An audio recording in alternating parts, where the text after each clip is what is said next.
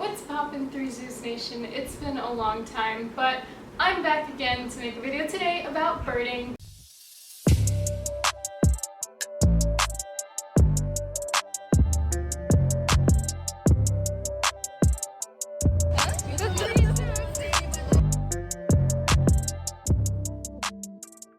What's up, Zeus Nation? It's been a bit of a while since the last time we made a video, but I promised you guys I'd do a video on birding, and it took me a while to get that video done. I did lose a lot of the footage I had taken before because one of my discs crashed. However, putting everything aside, I'm here today to make that video, and I have actually filmed this video quite a few times. However, there's always something that I mess up or that I forget to mention, so I kind of decided I would merge some of those videos that I've taken. So if you see me randomly changing positions or changing outfits or whatever, it's probably that I'm using clips from another video that I filmed in order to make sure that I cover everything I want to say in this video. So, introduction to birding. I love birding. It's honestly such a great hobby. I feel like more young people should really try getting into it. If you like photography, it's a great way to, hone your photography skills and at the same time learn about your local birds. And you don't only see birds, it's not like that you're in the jungle and the only thing you notice are birds. You're going to be running into a lot of animals, so if you love animals, this is honestly a great way to encounter a lot of different kinds of animals.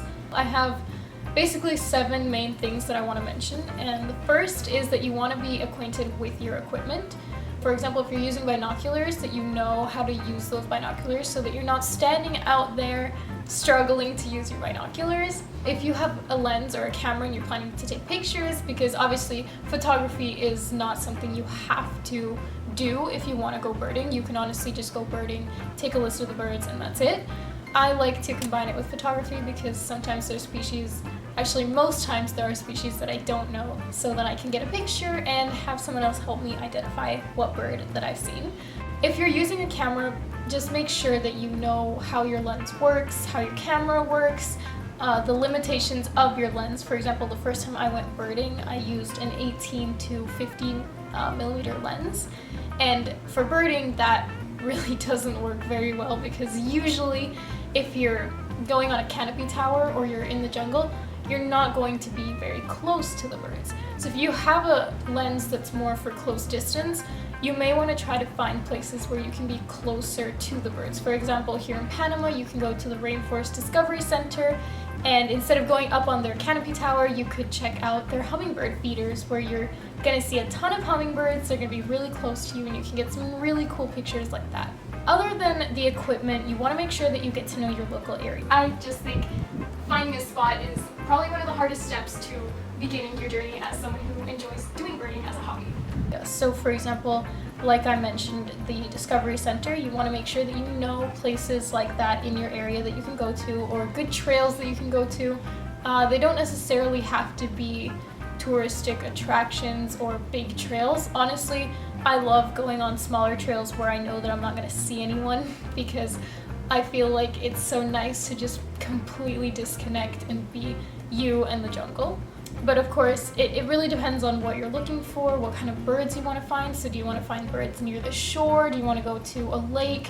Do you want to go to the middle of the jungle? Do you want to go to a mountain?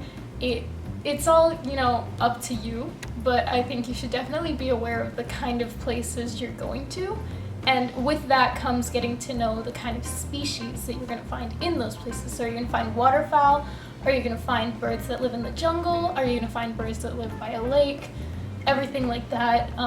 Just make sure that you've done thorough research. I personally run into a lot of trogons and motmots, so for me, I try to have those 2 categories of birds essentially memorized because I am aware that here in Panama we have so many different species of them that when I see a bird, that from just the general shape of it, I can say, that's probably a trogon, that's probably a motmot. I also think birds like toucans and parrots are quite easy to tell because they have this general shape that you can just kind of figure what the bird is. Or you just throw yourself in and do the research after, but it's obviously, in my opinion, more fun when you know at least somewhat what you're doing and what's happening, and then you can go further look into specific things, like you see a specifically colored bird that you have never seen before, and then you can just kind of like go on that little scavenger hunt of figuring out what that bird might be.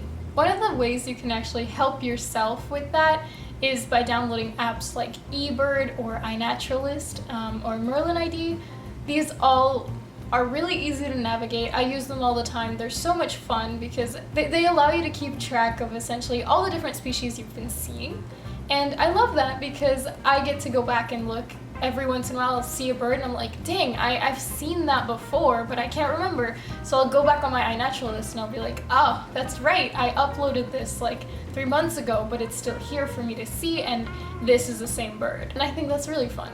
It's really like a big scavenger hunt of like, what can you find, what can you see, and what can you identify? And then every time you go, you find yourself knowing more birds, you find yourself finding more birds, knowing where to look, and it's honestly so fun, in my opinion, when you finally can go out and like name a bunch of species. Like you see a bird and you're like, that's a turkey vulture, or you see another bird, or you hear one and you're like, that's an oripendula. Like, it's so enriching to me that you can slowly see your progress as you do it, and I really encourage anyone to try it at some point in their life. It's really a cool experience to just be in the jungle and be able to identify different things in the jungle. Every day it's different. Every day you see a different animal, every day you see a different bird, every day you see a different atmosphere, different weather, different insects. It's amazing. But since you're going, or at least most of the time I go to the jungle, but it depends on where you go, of course. You want to make sure that you're aware of the threats in your area. So if you have an area that's full of mosquitoes, be prepared for mosquito bites, be prepared for any kind of diseases that mosquitoes may spread. You want to be very careful. I've been having issues a lot lately with ticks. Didn't have that the first year that I started birding, but the past few months I've been having a ton of ticks that I find crawling up on my leg. And, you know, they're not the prettiest to look at, and they're really not nice when they bite you. And they spread a lot of diseases. So you want to be careful about that because you don't want to catch, you know, a fatal disease while out birding. So make sure that when you get home, you do a thorough check, especially if you know that you're in an area where you can get ticks, which I didn't until I saw the ticks. And if you have pets, you also want to be very careful that you don't bring back parasitic animals that could end up injuring or feeding off of your pets. You also want to know about snakes in your area, poisonous frogs, scorpions, spiders, you know, essentially anything dangerous you want to be aware of, or at least you want to make sure that when you see something you don't know, that you try to avoid upsetting the creatures. I think my rule number one of the jungle is don't touch anything.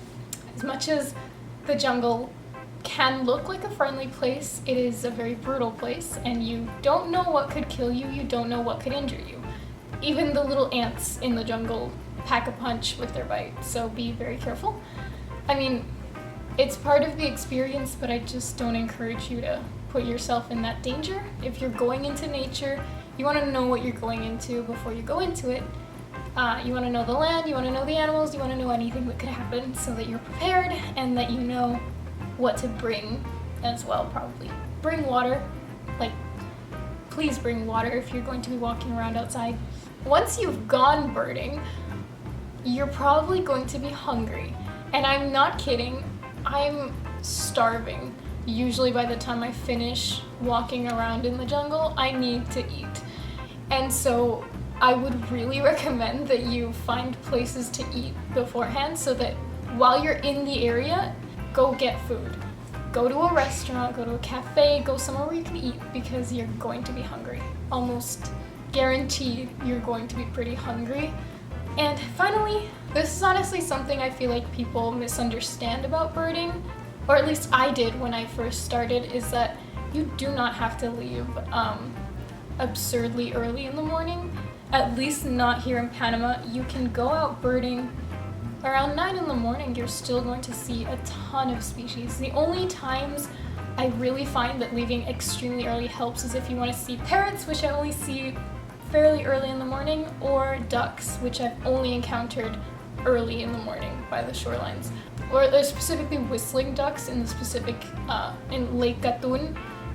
There I've only seen them really early in the morning. However, parrots I can also find around, you know, right before sunset, so in the evening. So really, if you're not a morning person, that's not exactly a problem. That shouldn't really stop you from birding. You can always go in the evening and you can find a lot of bird species just around 5 p.m., 6 p.m., the later hours of the day. In the middle of the day, I find that everything in the jungle kind of dies down because it gets really hot, and then you'll even see the monkeys lounging in the tree, like in the canopy. They're dead. It's so hot that everything is just kind of dead. And it's a really cool moment to see, but if you're looking for life, I find that my most successful periods of time are between 7, 8, 9 a.m. or 4, 5, 6 p.m. And then everything in between you'll find animals, but I personally don't find as many, or at least in the areas I go to, which are usually around Clayton, Gamboa, the Rainforest Discovery Center around Pipeline Road, and the lakes between Clayton and Gamboa. I'm not sure what they're called. I know there's a Camino del Pescadero, which is like a fisherman's walk trail. It's not very well known, but I like going there. But yeah, you don't necessarily have to leave at 4 in the morning to find birds. I've done that and I honestly didn't feel like it was worth it. So it's really up to you as to when you find better. So early in the morning or in the evening, you're going to see birds. You may see a little bit different kinds of birds, or maybe you hear different things, but you're going to find birds regardless. Especially here in Panama, I mean, this is the tropics, you're gonna find birds no matter where you go. If you look, honestly, in my backyard, I find some species that I never find in the jungles or anywhere else, like the yellow crowned parrot. I only ever see them here in my yard, so it's really up to personal preference, and I think it's not that difficult, so you should totally go try it out sometime. If you like hiking, if you like photography, if you like animals, honestly, there's so many cool reasons for you to try birding, and here's just like my little list of things to be aware of. I do want to mention that you don't always need to be looking up, because there are a lot of birds that spend time lower. Like, you'll find a lot of wood creepers lower on the branches. You'll find a lot of birds even on the floors of the jungle or forest or wherever you plan to go. So do know your local areas, do know your local species, and just have fun with it. Honestly, it's a really enriching experience, and I really hope that you get a chance to maybe enjoy it sometime yourself. Or if it's not your thing, maybe you enjoy the pictures of birds, because birds are pretty cool, and I think everyone should get to experience that. So, thank you.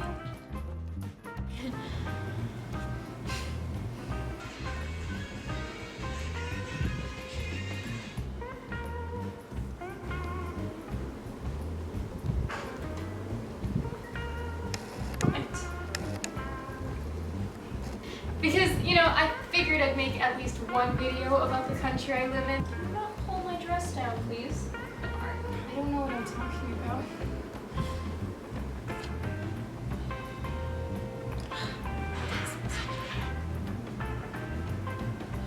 Unless that's what you seek, which is not on me. It's not my responsibility. For example, if you're at the shorelines, you can expect a lot of trash. What's the name? Oh, I forgot the name. Egrets. In my opinion, they're kind of like the outcast guardians of the ecosystem, you know. They are decomposers, we need them to protect us from disease. The amazing qualities of their digestive system, they're so cool. I don't think it's fair that we villainize them in society. They're not bad creatures, and they're not trying to kill people. That's just not true. They're not trying to kill your dog either. You hear a ton of them just screaming around a certain hour of the day. It's so amusing and so distracting when you're trying to do online classes, but honestly, nature is so distracting when you're trying to do online classes. I think I said everything this time. Hopefully. Thank you.